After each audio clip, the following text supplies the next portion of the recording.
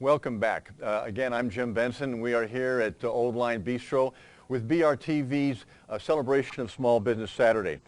We have with us Kyle Bayliss, and while he is a global business strategist, we want to get your title right, Kyle. And I understand it's really the regional director or capital regional director for the Small Business Technology and Development Center. Is that correct? Yeah. Okay.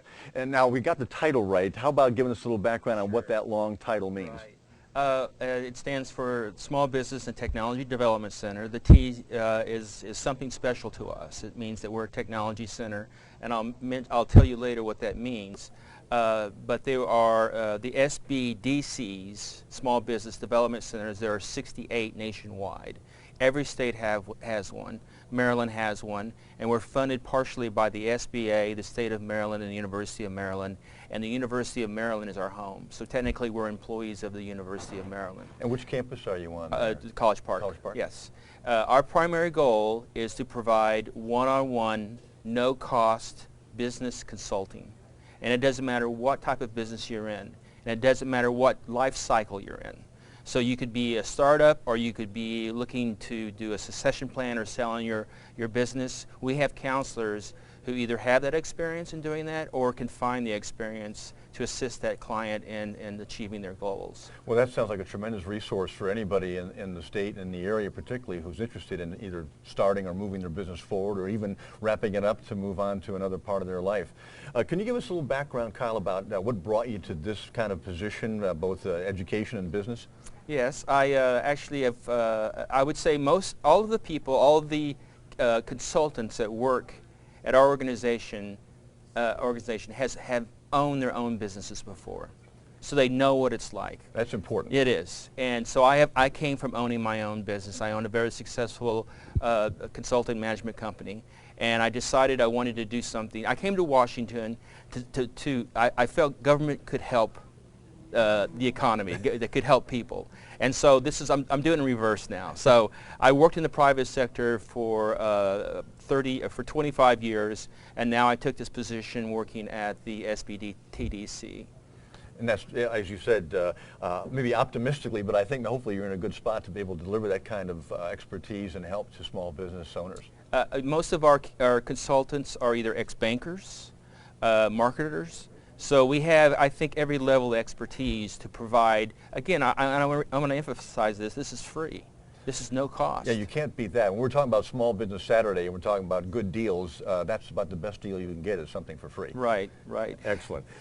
Give us a little bit, I know reading some of your background, you had some special areas of expertise in what you called holistic marketing.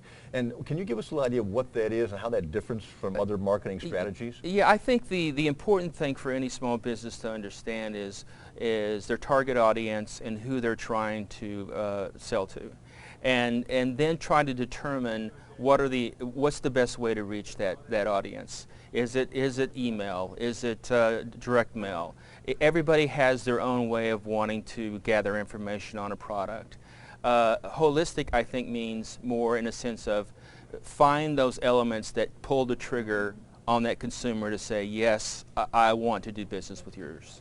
Does that require the business owner to do some kind of survey of their customer base to get a better feel for the profile and how they get their information? Yes. I mean, the first question we ask is, who's your audience? When they walk in the door, we say, who's your who are you going to sell to? And we've had people who've come in who say they want to start a restaurant, and we say, who's your target audience? And they say, people who like to eat. So we say, you need to narrow it down a little bit more. So really the first key to any successful business is understanding their customer and then understanding how they want to be communicated with. And that's part of the very initial steps of any business planning when you're planning your business model for how your business is going to run. Absolutely. I know we hear a lot in the marketing world and so forth about branding and the importance of that, and certainly the social media has picked up on that as well. Give us an idea of what the significance for branding is, particularly for small business.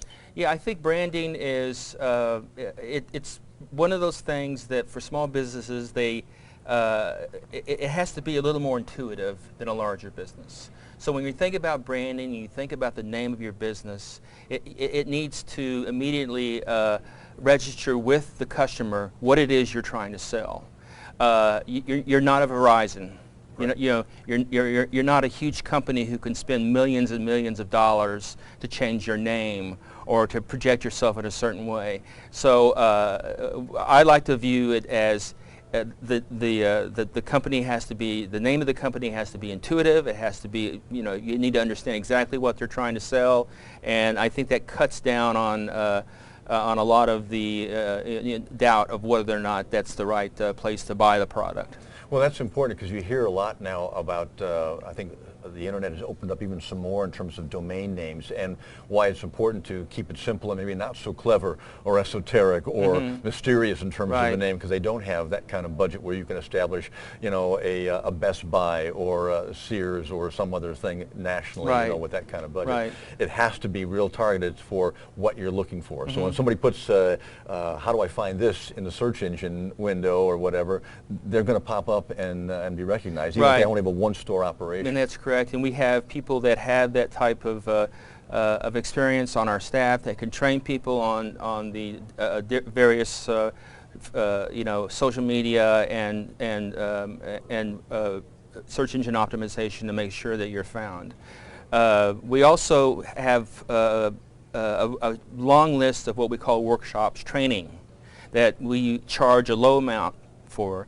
And the thing that we'd like, if you went and you found these same types of topics that are being trained privately, the prices are $300 or $400. Ours is like $50, and they're trained by experts. And so typically, if a business comes into us, we send them to a free workshop. It's called Ready, Set, Go, and we say, it basically tells you this is a 24/7 job. You got to realize that. And then if they say, okay, I'm ready to go to the next step, then we say, then you need to go to Smart Start. Then we bring in an attorney, we bring in an insurance person, we bring in an accountant, we bring in a banker, and then they understand, okay, this is what I need to build the structure. And then the third thing is, and the most important thing in our opinion, is the business plan. Is what's the roadmap look like for you to achieve this? And then what calculations do you need to do to achieve that goal, as simple as a break-even analysis. Do they do that where they start, where do you expect to be in 5 years, and work backwards? And in fact, really what we do is we tell people, just pretend like you're going to sell your business in 5 years. So that sets their goal, and in 5 years, maybe they say, yeah, maybe I want to sell this business. Or they say, no, I've hit that 5-year goal and I want to keep growing it to that next 10-year goal. Or I'm doing something I love and I want to continue doing it. Yeah, that's pretty neat. And I would say also, most of the people that work in our organization, since they've owned businesses before, we know the pain. We feel the pain. That's important to be able to identify with. It is. And so we could vicariously live through this pain with them, but but they're the ones taking the risk. Well, it's also important, though, that because you've done it and you've come through and you're still smiling and and willing to share that, it says you love what you do. This is something that can be done and survived, and you love it enough to help other people go through it, and be successful. And that's an important aspect. As my father used to always say, they're not going to eat you. What would you, some of the current news that's popped up regarding small business recently, and just the other day the White House announced another delay in the Affordable Care Act that's going to affect small business in terms of not giving them some access to insurance plans that they would choose for, I think, till November of 2014, I read.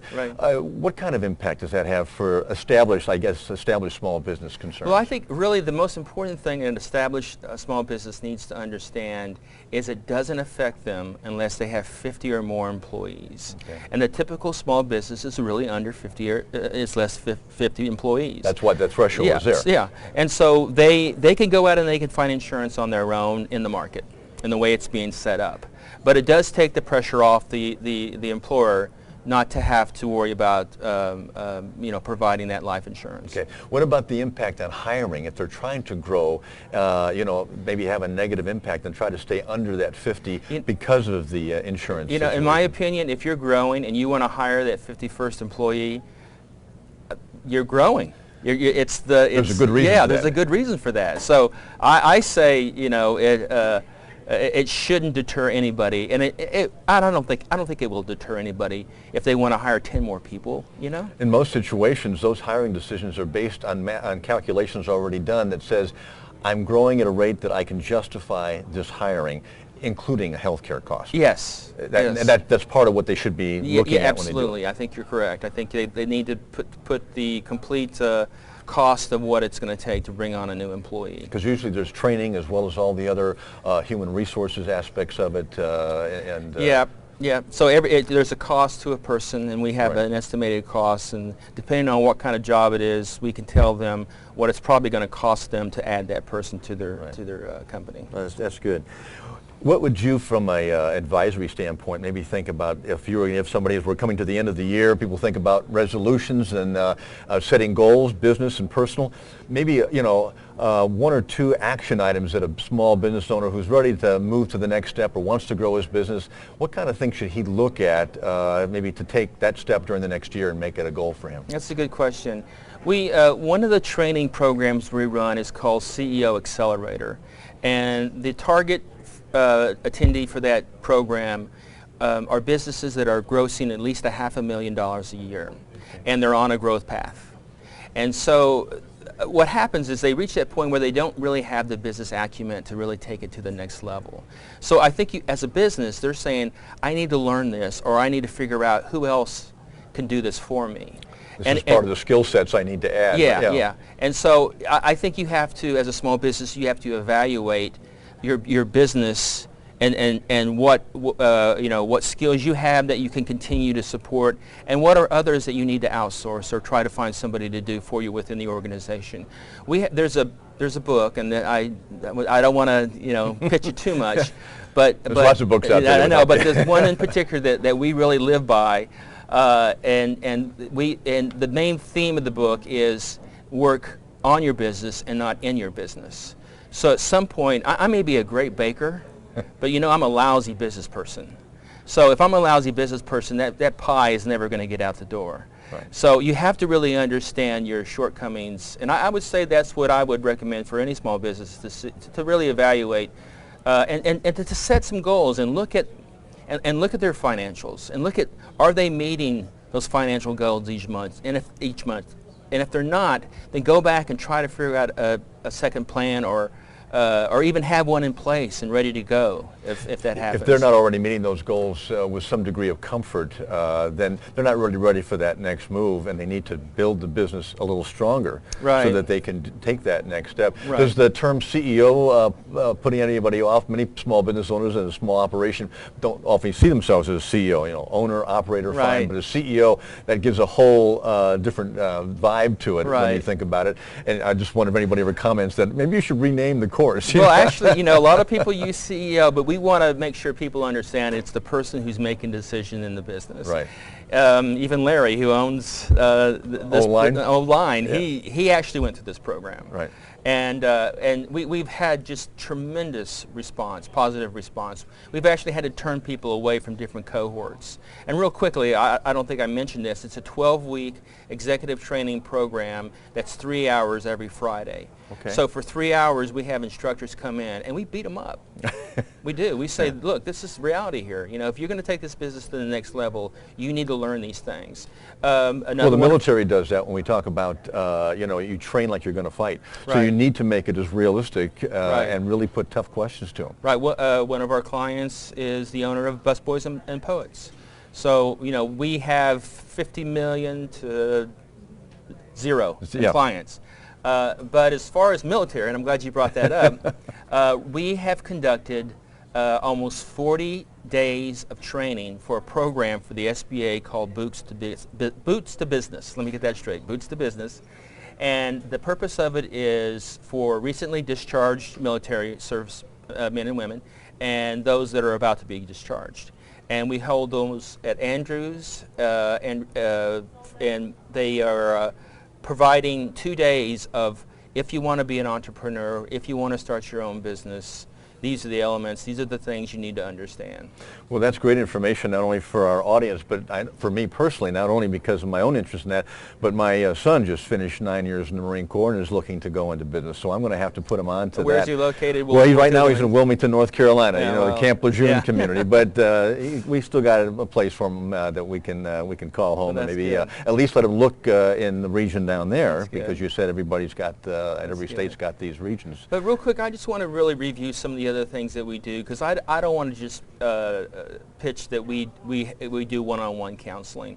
We also do bilingual counseling. We have a Hispanic business center. This area alone is the 4th fastest growing Latino community in the country. And that's impressive. And that's just the Maryland side. We're not including D.C. and Virginia. Right. So, you know, there is a need for that first generation to have in-language culture and language counseling. And they are the ones who survive the best through the recession. They bootstrapped it better than anybody. We also, I wanted to explain what the T really means. And there are 68 different SBDCs in the United States, Caribbean, Central America. Okay. Only 10 of those are technology center certified. Which is why you said you were so proud of the T, because yes. that means you're one of the 10. Right. So we have a team of people, and this area alone is growing, focusing on high tech, IT, of course. Bio is a big part of this too.